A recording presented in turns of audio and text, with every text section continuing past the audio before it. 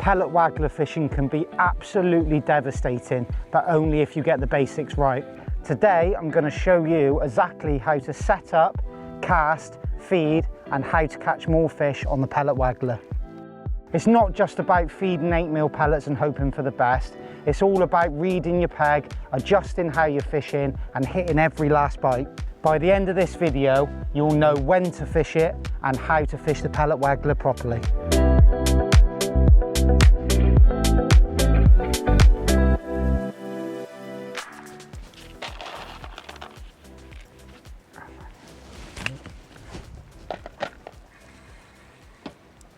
So you're joining me here today at one of my most favourite venues in the country and somewhere that I've fished for most of my career, and that is Larford Lakes. Now, Larford Lakes, you've got 3 lakes here. You've got Arena Pool, you've got the Match Pool, and you've got the Specimen Pool. We've come on the Specimen Pool today because we're going to be fishing the pellet waggler, something that has won probably more matches on this lake than any other method. What I'm going to be doing, I'm going to be talking you through exactly how I set it up, what floats I use, what hooks I use, line, how to get it dead balanced right. And then I'm going to be talking about casting, feeding, processes that you go through just to get the maximum out of your peg. And the fish in Larford, in general, are absolutely massive. I fished one match over there a couple of months ago and I think I had 4 or 5 fish over 20 pound.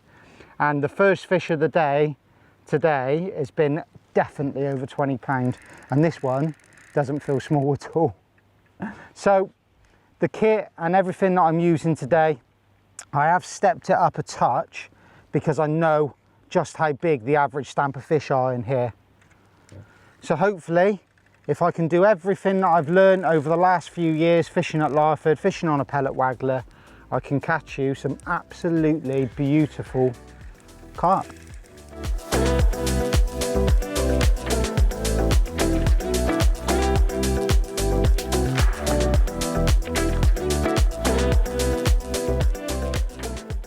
So guys, make sure you stick around to the end of the video to give yourself a chance of entering a competition where you can win some lovely matrix foam pellet wagglers, the attachments, the line and the hooks. So stick around to the end and enter yourself in the competition. Right then, the setup itself, to be honest, it couldn't be more simple. I'll start from right at the bottom. So the hook I'm using today is a size 12 X7. Now, this is a really big hook, but the fish we're fishing for today could be in excess of 20 to 30 pound, and we are fishing with 8mm pellets, so I want a really big hook. I just think that you hook more fish against the rod and against the weight of the float when you've got a real big hook. Now I've tied that to 0.22 hook length, which again is really thick, really strong. You've got to remember, when you get these fish in the landing net, you've got fish in 15, 20, 25 pound rolling over on your hook length. It's just so easy to damage. And plus, I think the thicker the hook length you use, the stiffer it is. So it might just keep everything a little bit stiffer when the pellet's falling through the water, which will help you hook the odd fish more. Now, normally I like to use the 0.18 Sinking Horizon mono, which is £5. But today, like I mentioned, we're fishing for really big fish. So we've gone for the £6 version, which is just a couple of mil thicker. But it just gives me a little bit more security today. These big fish really do fight hard in here. So just a little bit more endurance within the line. Now, the float setup itself, again, you couldn't get it any more simple. You've got a gripper stop, a link swivel, then just another gripper stop. It literally takes you about 10 seconds to set it up, and it's absolutely perfect because you can swap sides of floats, which is really important. So today I'm fishing with a 5 grammer, but if the wind drops a touch, I might want to drop down to a 4 or a 3, and it literally takes absolutely seconds. Just literally clip them on, clip them off. That's what I like the most about this setup, is just how simple it is. Now, the rod itself is one of our new ones. It's Horizon X Ultra Pro. Absolutely love this rod for this style of fishing. If you're fishing for fish to 2 to 3 pounds, it's still soft enough, but when you do hook one 20 to 25 pound, it's got loads of backbone in the middle part of the rod to help you get those big fish in. The reel itself, HX Pro 3000. Now they do make a 5 and a 6000 size for fishing for long distance, like feeder fishing, stuff like that. But basically I use a 3000 HX Pro for absolutely everything. If I'm going to be fishing with a method, an open alloy, a bomb, pellet waggler, I just use a 3000 HX Pro. It just makes life so simple. I don't want to be carrying loads of different size reels around. But I think that's probably the most simple way of setting your pellet waggler up possible. I like it because it's so simple, so quick, so basic. You won't get any tangles, and if you play your fish right and you use exactly this gear, then you shouldn't get any problems with damaging of any kit, and the floats fly amazing. So yeah, keep it nice and simple, and I can guarantee you that'll catch you a few more fish.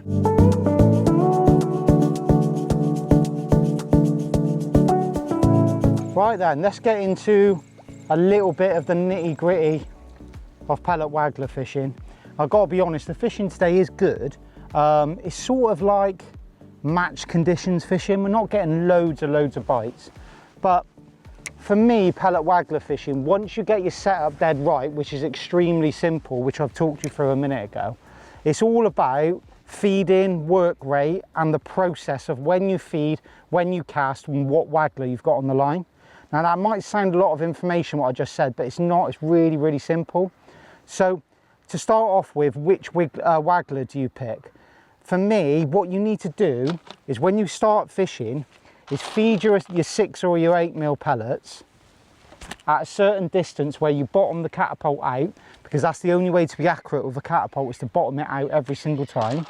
So get your distance of where your pellets go, and then pick a waggler that you can cast 2 to 3 meters past that and still keep a straight line when the waggler lands.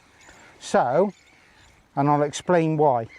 So basically for me, the best process that I've ever done with pellet waggler fishing is to cast the waggler out at a certain distance, maybe 2, 3, 4 meters past where you're feeding. Feed your bait, and then wind your waggler back right on the far edge of where that bait's landed. Now the reason why you want to keep your line so straight once the float lands is because if you do get a bite just after the float's landed and your line's dead straight, there's a very good chance the fish could hook itself against the weight of the float and the rod. Once you've mended the line and you've brought the float back into the pellets, obviously the line is dead straight. So if you do get a bite at that point, there's a very good chance of hooking it. Basically what you've got to do is keep everything dead tight and dead straight to get at every point in the process to give yourself a best chance of hooking a fish when you do get a bite. But touching on the process a little bit, in matches, the best process I've ever done is this. So to cast out, get to your distance, make sure that line's really nice and tight. It's a little bit awkward today because we've got a crosswind. Feed your bait. Now if you get your distances right, your bait should land about 3 meters short of the float. Like that, that's perfect. And wind your float dead on the far edge of your bait. Now if you get a bite, oh there we go, oh, that was a bite. And then if I wouldn't have got a bite then, what I would have done is fed again and then brought the float in and repeat that process. So I'll do it one more time. So first thing to do, cast your float out at maximum potential. Let it land, try and keep that line as dead tight as possible. Get it down on the rest, pick your catapult up. If I get a bite now, it should hook itself against the rod. Feed your bait at the maximum distance. Oh, that was perfect. And then wind your float back into that bait. Try and, oh, that was a bite straight away there. I'm being ever so crafty today. I'll start that again. So first things first, put your bait up.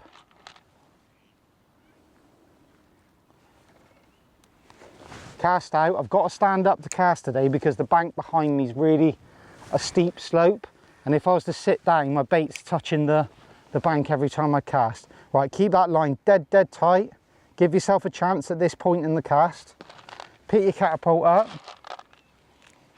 Feed your bait, and that should land about 2-3 meters short. Yeah, perfect. Wind your float back into it. Try and get hook one. But if you don't hook one now, give it like 10 seconds, 10-15 seconds. Feed again and bring the float in. So is that not going to go? Is that going to go? Come on, carp. No, that's not going to go. So what we do, we just put that rod back on the rest. Keep that line as tight as possible. Feed again and repeat the process.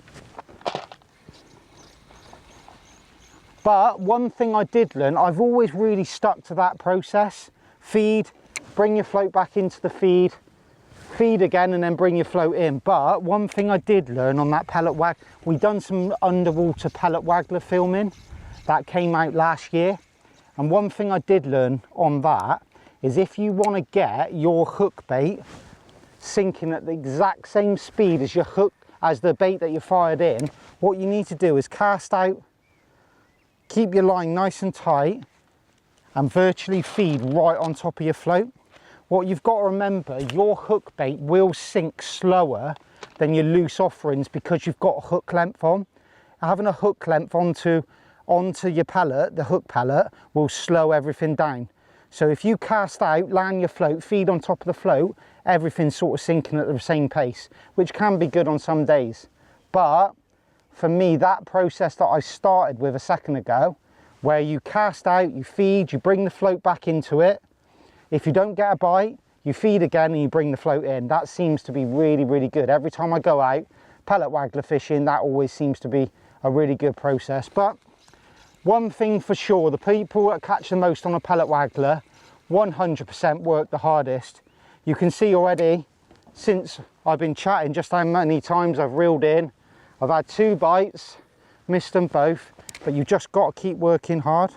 One thing I have noticed today though, is that when the wind drops just a touch, and I can group my pellets really nice, probably over the area of like a car bonnet, I seem to get loads more bites. Look, one's just rolled in my bait then. I might be fishing a little bit too deep.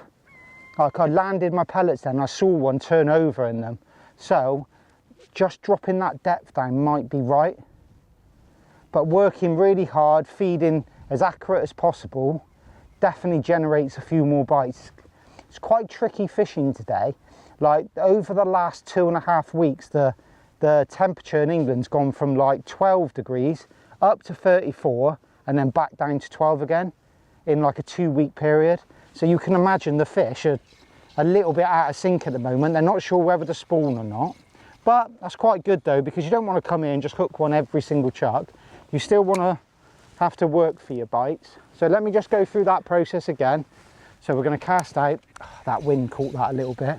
It's deceivingly strong, that wind. It's like coming off my right shoulder and it's just making everything a little bit awkward. That's why I've gone for a 5-gram waggler today. Like on other days, a 4-gram waggler would be easily enough. But with that little crosswind, a 5-gram is just helping me keep that line tight between the rod and the float. So that's nice and tight now. Just feed a little bit short. And I'm just gonna try and get that float right back on the far edge of that bait. That looks good for a bite there. How that all landed was lovely then. One thing you do have to think about is your depths. Like, I'll show you a little trick in a minute. Well, I've not really a trick, it's just something I've always done with pellet waggler fishing, and it always seems right. I'll show you when I reel in next, which is choosing the depth. Basically what I do, I hold the hook in my left hand, and where the float touches my nose, that's always a really good depth. But might have to do a little bit of work on that today, because they seem to be coming in my bait and I didn't catch one then. I'll just show you what I mean by that depth. So if I hold that hook, stretch your arm out, and your float should line up roughly your nose. What's that going to be? Just under 3 foot? And with the length of the float will probably take you just over 3 foot. And that's always a really good depth to start off at when you go pellet waggler fishing. Oh, that went in nice then, that float. You just got to try and get it so it's not making much noise at all when it lands. Right, if I can get some pellets nice and grouped, yes, there we go. Come on, that's got to be a bite. Just short, nice and grouped, nice and tight. There you go. See, look, that is mental.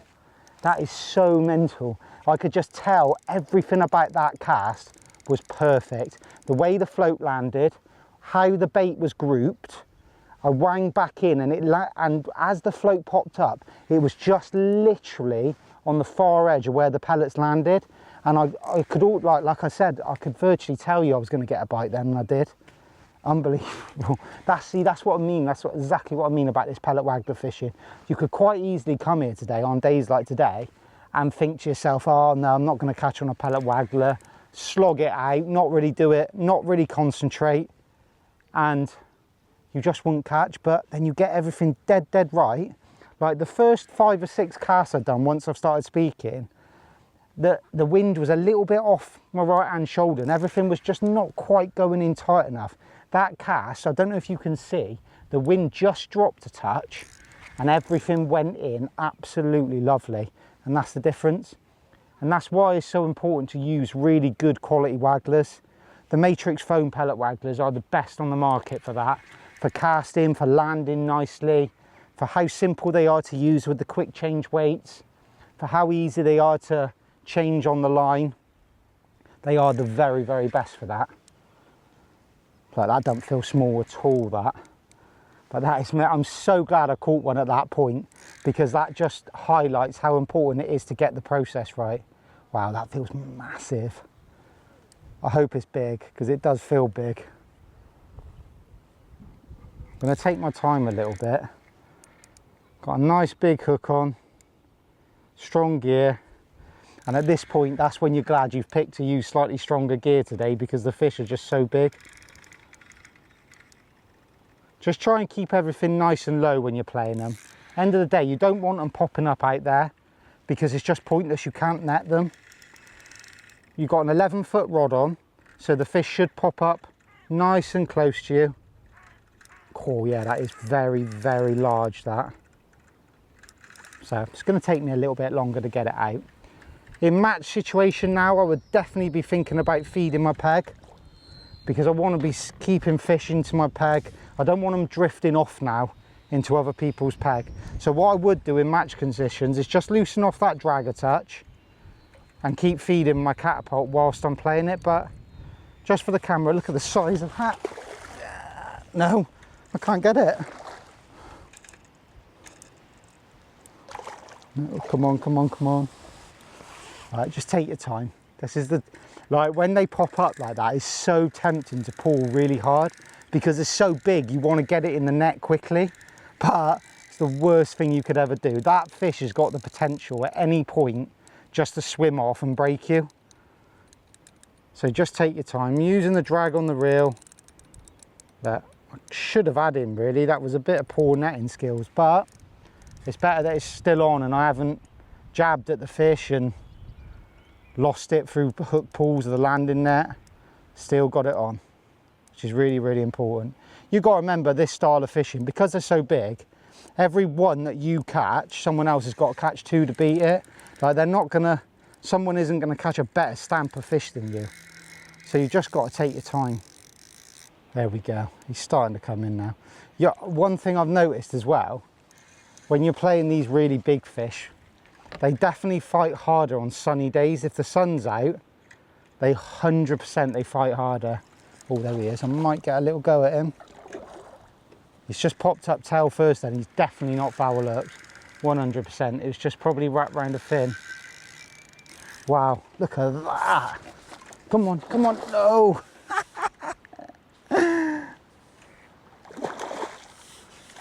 That is mint, love it. Here we go, yay, we got him. And that is just how effective a pellet waggler can be. Incredible. Like, you think to yourself, like, if there was a match here today, like, that's probably £15. So, if there was a match here today, 150, 170, you don't need many fish at all.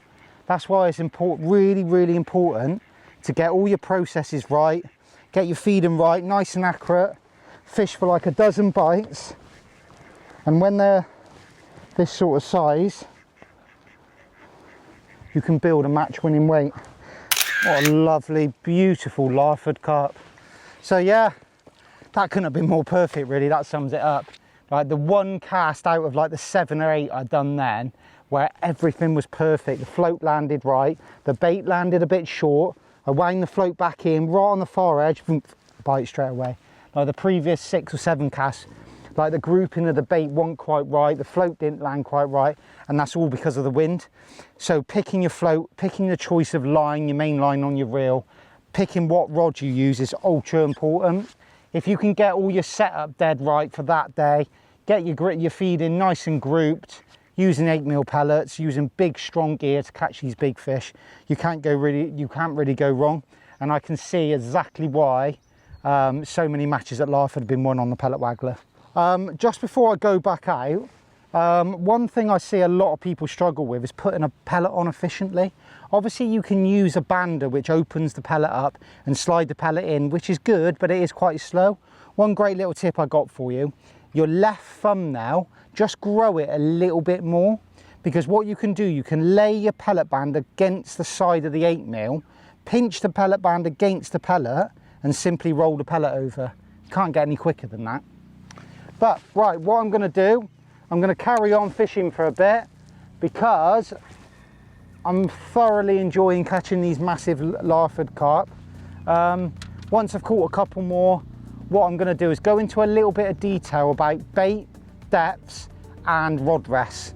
And that's the finer details. I feel like the process, the bait, everything like that is, oh, that was a bite straight away then, is the main part. But what I'll do, I'll touch on a little bit more detail in a minute.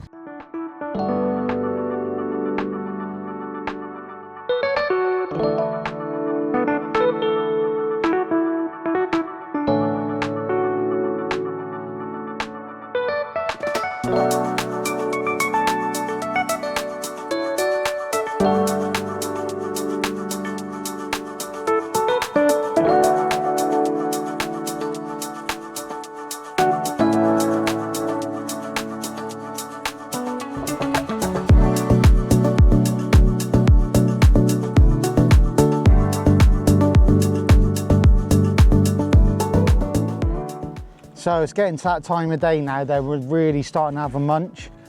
When I actually concentrate and get that float landing dead right, get the feed in dead right, I can virtually get a bite every chuck now, which is amazing for the size of them.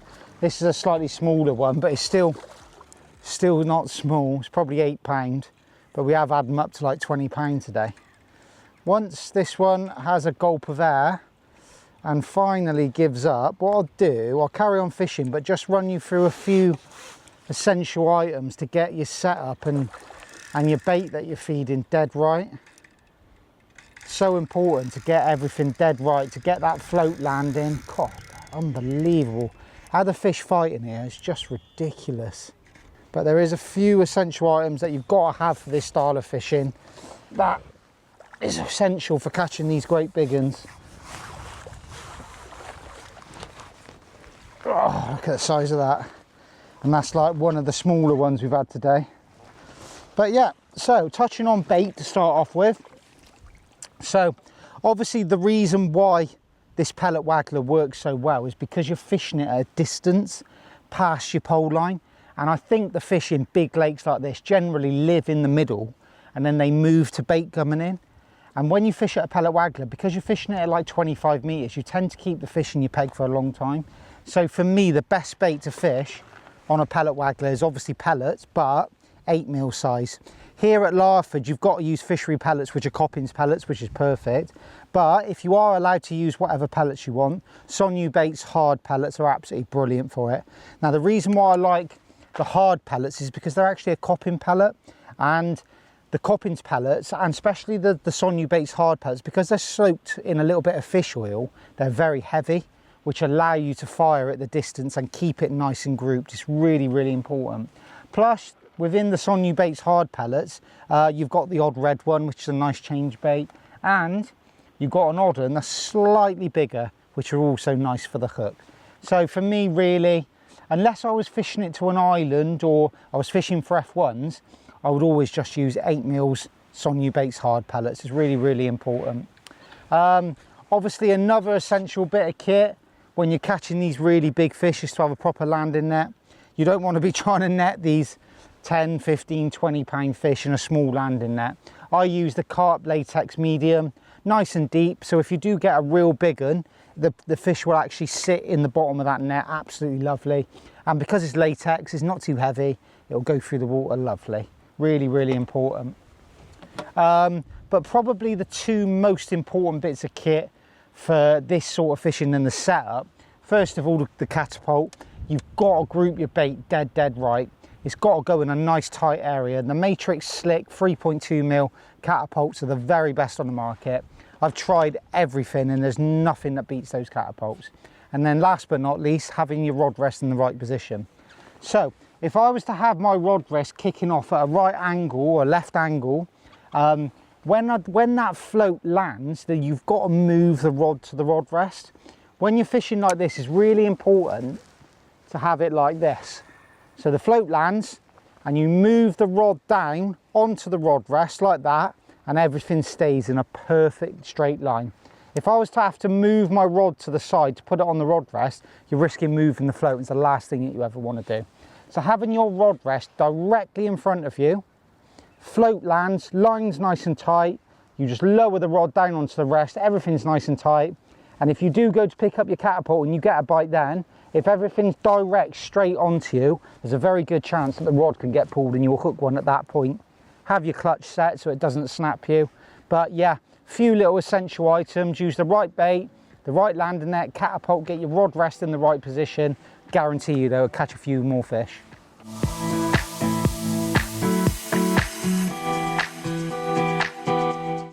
One thing for me that's ultra important when you're fishing the Pellet Waggler is that you're fishing the right depth. If you're fishing too deep, you risk foul looking the fish, and if you're fishing too shallow, you risk not getting bites. I touched on it a minute ago, but one of the best depths to start your day off at is to get the pellet, hold it in your hand, and then put your float, sorry, I've not positioned the rod in the best place for that. We'll do it the other way around. Put your pellet by your nose, and then put your float right at the top of your hand. That's a brilliant way of starting your day. Obviously this is going to be roughly about 3 foot, but that's a great depth to start. But if you get into a situation which I've seen at Gold Valley loads of times, where you're firing your 8 mils in and you're getting swirls in your bait, you might want to shallow that up to like 2 foot. But I've also seen in situations before at like Hayfield, where the lads that go there, they fish, sometimes they can fish like 5 foot. And what they do, instead of being so aggressive like what I've been today, casting and feeding and working real hard, they just fish a little bit slower, but they fish a bit deeper. Feed a bit more, but a bit less. So feed a bigger volume of bait, but a less time. And they'll just sit there for a little bit longer and fish like that. So thinking about your depth's really important. But in general, if you start off at about 3 foot and then work your way up and down, that's a great starting point for fishing for this method. The way I've set it up today with a 12-inch hook length and those gripper stops, another great thing about setting your float up like that is that you can just move your gripper stops at any point. There's no like taking your float off and repositioning it or anything like that. It's just so easy. If you feel like you're fishing 6 inches too deep, you just move your bottom gripper stop down 6 inches and start fishing again. It's really, really simple. That was a little bite then. Or if you want to go a little bit deeper, you can do obviously with the gripper stops. It's so flexible, and that's another great feature of just setting your kit up like this today. So, a few little things. If you start seeing swirls in your bait and you're fishing that deep and you foul look an odd one, you might want to shallow up. But if you're not getting very many bites at all, but you still think that you've got fish in your peg, it might be worth deepening off. Think about your depth, think about your work rate, think about how much bait you're putting in and how often you're doing it. And that's all the little check boxes that you need to make, or you need to tick off to catch yourself a match winning weight.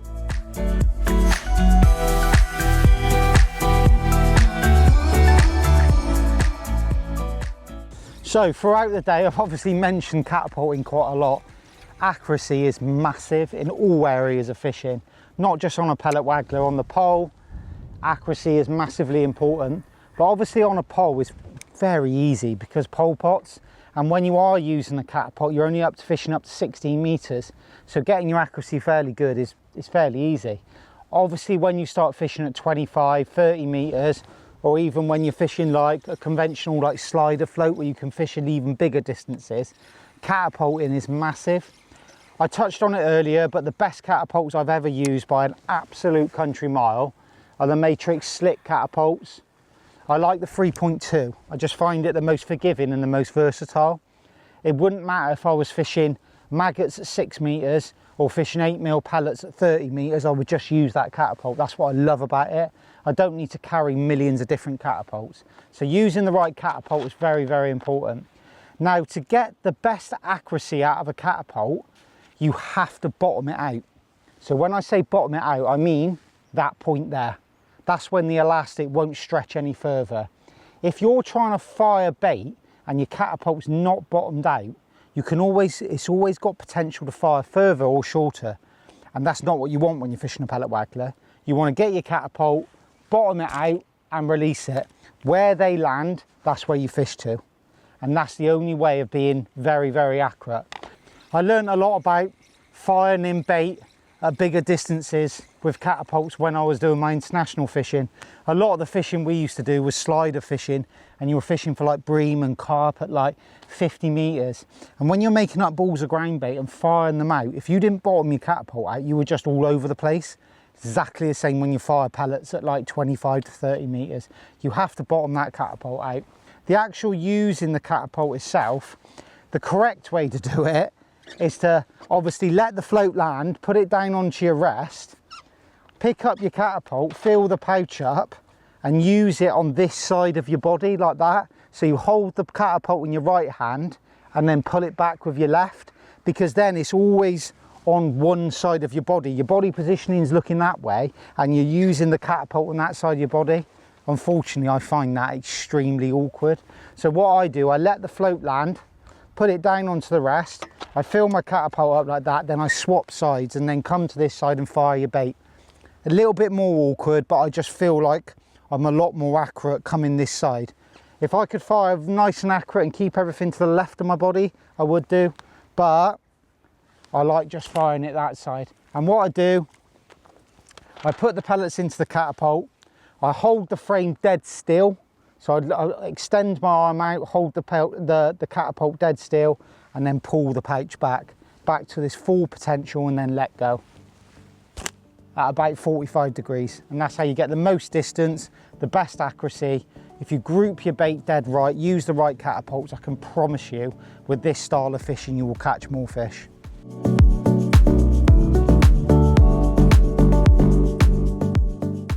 So one great little tip I got for you, obviously when you're not playing a fish and you're fishing, you're feeding really, really regular and you're working dead hard to just keep bait going in and keep fish coming in your peg. Now what most people do is they hook a great big fish like this and it might take them 10 minutes or so to get it out and they don't feed whilst they're playing. And what happens then? Basically you go back out and you're going out to an empty peg.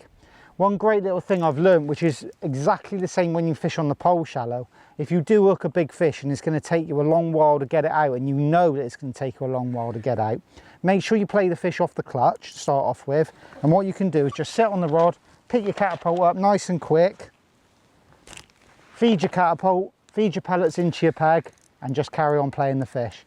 If you can do this like 3 to 4 times in the time that you're playing the fish, a lot of the time when you go back out you will get a really quick bite, because you can imagine now there's no float in the peg and you're feeding a peg with no float going in, the fish are just going to get really, really confident. And if you can just keep feeding, keep working hard whilst you're playing the fish, a lot of the time you can plop your float back out, boom, get another and then do it again. You can really get yourself into a great rhythm with it.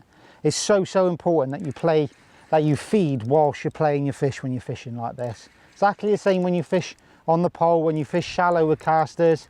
If you're catching F1s, yeah, you can get away with not feeding when you're playing them because you can get them in quite quick. But to say if you suddenly hook like an 8-pound carp and you know it's going to take 5 minutes to get it out, A lot of the time, if you don't feed when you're playing that fish, other people can just draw your fish out of your peg. So make sure 100% when you're playing these real big fish, especially fish this size that we've caught today at Larford, make sure, play them on the clutch, sit on the rod, use your body weight to secure the rod, pick the catapult up, feed your bait and carry on playing them. It's really, really simple, but really, really important. Go on. Yes, we got him. Another mint Larford common. So, competition time.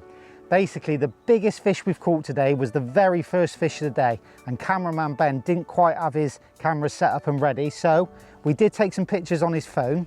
So the competition itself is, guess how big the very first fish was, and you're about to see a picture of it. Now we're going to pick one winner, whoever's closest or gets the exact weight, to win a lovely bag of Matrix goodies for all your pellet waggler fishing. Well, that has been one of the most enjoyable days filming I think I've ever had. I wanted to get you one more fish to end it with, but the wind's got up a little bit and I think Julian's about to shut the gates. So I'm going to call it a day there. But for me, everything I've learned about fishing a pellet waggler over the last few years has just been highlighted today. Like accuracy, the process you go through with when you feed, where you feed, how you move your float into the bait, using just strong, robust gear, using the right gear, the right catapults. Everything's just been highlighted today because I've had periods where I've stopped concentrating a little bit and not fed quite right, and you just stop catching. It really is so important with this pellet waggler fishing. You work hard, you're nice and accurate, you use the right floats, the right hooks, the right line, you get the float landing right, and I can assure you, if you come to big venues like this with big fish, you're gonna catch match winning weights.